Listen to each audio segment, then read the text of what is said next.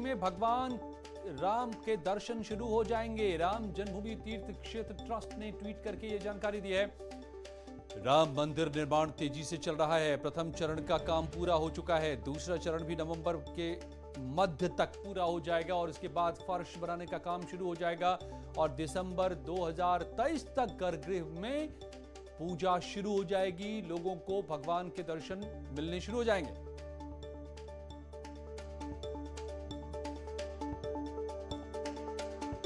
अगले 2 साल के भीतर मंदिर के निर्माण का पहला चरण पूरा हो जाएगा और दर्शन भी शुरू हो जाएंगे दिसंबर 2023।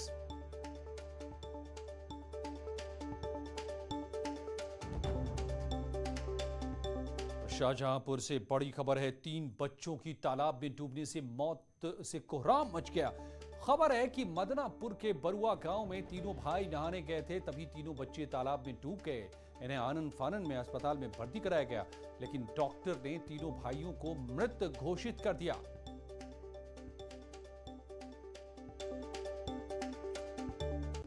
नोएडा से बड़ी खबर है। यहां पर सेक्टर 120 के आम्रपाली ज़ोडियाक में दबंगों ने एक शख्स को बेरहमी से पीटा।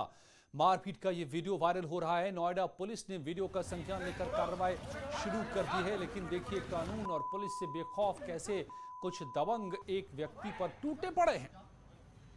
ये एक पॉश सोसाइटी, पढ़े लिखे लोग यहां पर रहते हैं, मगर दबंगई देखिए। एक शख्स पर इतने सारे लोग मिलकर टूट पड़े। नोएडा के थाना फेज 3 का ये मामला। सेक्टर 120 में आम्रपाली ज़ोडियाक में मारपीट।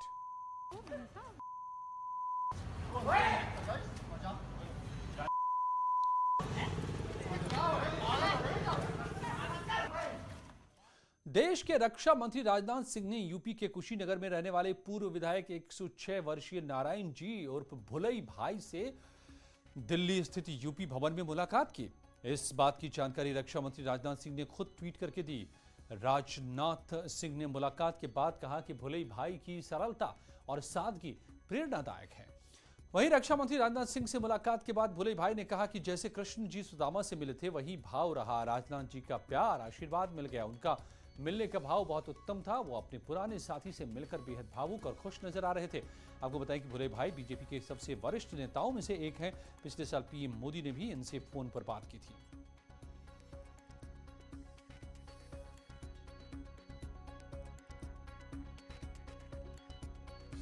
तो जनसंघ के टिकट पर एमएलए बने थे।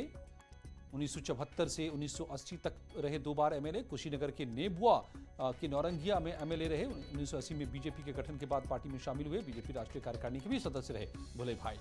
106 साल के हैं अब। प्यार मिल गया और आशीर्वाद मिल गया, साथ ही साथ उनका जो भाव था, योगी जी अच्छा काम कर रहे हैं। एकदम उससे बढ़िया काम कोई क्या करेगा। अरे जिसका जीवन ही जोग है और वो भिड़े हुए हैं और तहे दिल से भिड़े हुए हैं, उसमें कोई संदेह नहीं है। और अखिलेश यादव के एक बयान पर स्वतंत्र देव का पलटवार सामने आया है। हमारी सरकार में सबका साथ सबका विकास हो रहा है, ये कहा है स्वतंत्र देव सिंह ने। अखिलेश की सरकार में भ्रष्टाचार चरम पर था। भ्रष्टाचार जातिगत बोलबाला पर लगाम अब है। अखिलेश की सरकार में जबकि ये सब कुछ चरम पर था, अब लगाम लगाया जा रहा है भ्रष्टाचार और जातिगत बोलबाला पर। किसानों की मदद कर रही है योगी की सरकार। बीजेपी अखिलेश के बयान पर यह है स्वतंत्र देव का पलटवार। जैविक खेती और कृषि मशीनरी पर अनुदान दे रही है बीजेपी। काल में आतंकवाद का बम फटता था। 4.5 साल पहले कहां बम फट जाए, गुंडागर्दी चरम सीमा पर थी। गुंडों को सरकार संरक्षित करती थी। बिजली व्यवस्था बिल्कुल चरमरा गई थी। 2-3 जिलों में केवल बिजली मिलता था। राज्य के अंदर भ्रष्टाचार, नियुक्तियों में जातिवाद, भ्रष्टाचार, गोत्रवाद केवल दिखता था। और यूपी की सियासत में चाचा शिवपाल और भतीजे अखिलेश के मिलन की खबरें फिर से परवान चढ़ रही हैं। बातों ही बातों में अखिलेश ने भी इशारा कर दिया है कि चाचा भी भतीजे की पार्टी में शामिल होने के लिए बेताब हैं। यानी कि चाचा भतीजे का प्यार अब एक बार फिर सामने दिख रहा है। वहीं चाचा भतीजे के इस मिलन पर बीजेपी ने तंज किया है।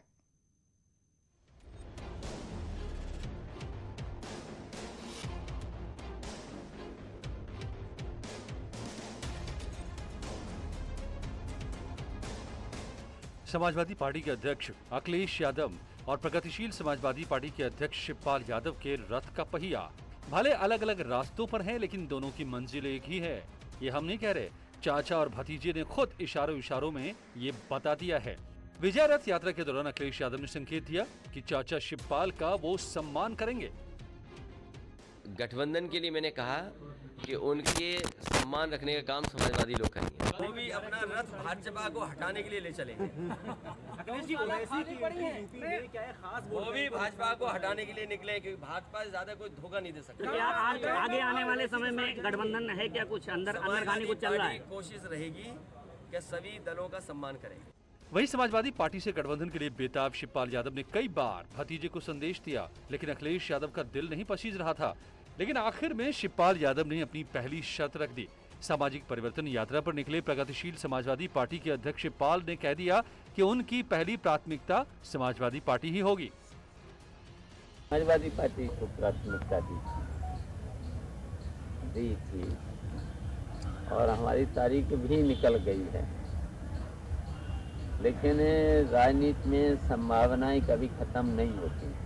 इससे पहले भी शिवपाल यादव भतीजे अखिलेश को 11 अक्टूबर का अल्टीमेटम दे चुके थे, लेकिन अखिलेश चाचा की बातों को नजरअंदाज करते रहे। चाचा भतीजे के इस इशारे को बीजेपी ने भी भांप लिया और अब मुलायम परिवार के फिर एक बार साथ आने पर तंज किया है। अखिलेश जी कभी कहते हैं छोटे दलों से समझौता करेंगे, कभी बड़े दलों की बात करते हैं। 2017 का चुनाव भी उन्होंने कांग्रेस से समझौता करके चुनाव लड़ा था। क्या हश्र हुआ। और जब जब अखिलेश को हार का डर सताता है तो अखिलेश यादव जी गठबंधन की बात करते हैं। ये बताता है अखिलेश का भय कि उत्तर प्रदेश में अखिलेश यादव की बुरी पराजय सुनिश्चित है। इस समय जो सबसे ज्यादा जनता की लड़ाई लड़ने की जरूरत है, उस समय वो नेता एसी में बैठकर ट्वीट कर रहे हैं, यात्राएं निकाल रहे हैं, लेकिन जनता की आवाज नहीं उठा रहे हैं। महंगाई पर सवाल नहीं कर रहे हैं, बेरोजगारी पर सवाल नहीं कर रहे हैं। दरअसल शिवपाल यादव 2018 में भतीजे अखिलेश यादव से मतभेद होने पर समाजवादी पार्टी से अलग हो गए थे और उन्होंने प्रगतिशील समाजवादी पार्टी लोहिया बना ली थी। दोनों के संकेत से साफ है कि अब 2022 से पहले एक बार फिर मुलायम परिवार एक साथ आएगा। Bureau report, news 18। और खबर रामपुर से है। यहाँ पर बीजेपी नेता और अल्पसंख्यक मामलों के मंत्री मुख्तार अब्बास नकवी की प्रेस कॉन्फ्रेंस में बड़ा हादसा होते होते बचा। दरअसल मुख्तार अब्बास की मीटिंग के दौरान कमरे की छत गिर गई, जिसमें बीजेपी नेता बाल बाल बचे। हालांकि गनीमत ये रही कि इस दौरान मुख्तार अब्बास को चोटें नहीं आई। घटना के दौरान थोड़ी देर के लिए वहां पर आपाधापी का माहौल बन गया। आपको बताया कि नकवी रामपुर पहुंचे थे। यहाँ पर उन्होंने पनवड़िया नुमाइश मैदान में चल रही हुनर हाट की तैयारियों का निरीक्षण किया और जब प्रेस वार्ता कर रहे थे तभी ये हादसा हो गया।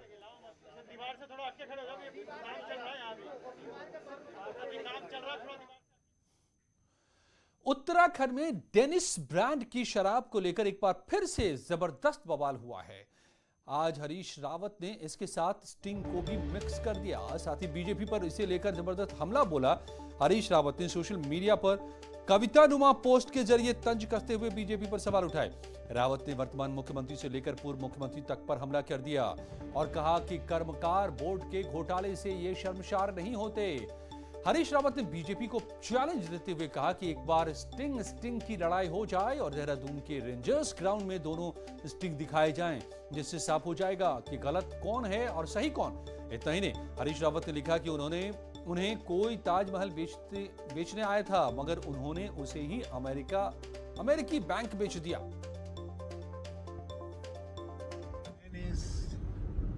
भाजपा के पास डेनिस और स्टिंग के अलावा कुछ नहीं।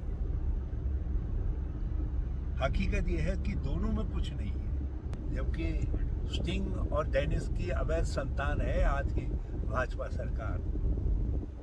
आज भी बिक्री हो रही है। सीएसडी कैंटीन्स में भी डेनिस की बिक्री हो रही है। तो भाजपा प्रोपोगेंडिस्ट है, झूठ को भी खूब फैलाते हैं, सब मिल करके फैलाते हैं। यही डेनिस का इतिहास है। लौटते हैं कुछ ही पलों में और भी दिन की बड़ी खबरों के साथ।